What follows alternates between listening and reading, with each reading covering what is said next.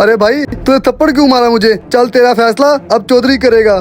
चल तेरे चौधरी को देख लेते हैं, बड़ा आया चौधरी। चौधरी साहब, इसने मुझे थप्पड़ मारा बिला वजह, अब इसका फैसला आप ही करें खुद। अच्छा, इसने तुझे थप्पड़ मारा, इसका फैसला अभी मैं करता हूँ। चलो इसे थप्पड़ के बदले 50 रुपए अदा कर। अच्छा चौधरी साहब, कोई मसला ही नहीं है।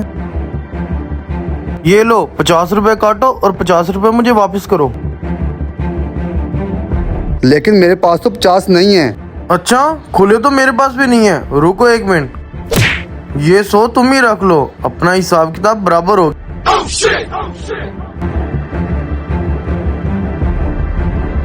100 का मैं क्या करूँगा? चौधरी ने बहुत गलत फैसला किया है, इसका हिसाब मैं लगाता हूँ। चौधरी साहब, 2 थप्पड़ का हिसाब पूरा हुआ। पकड़, 100 रुपए रख अपने पास।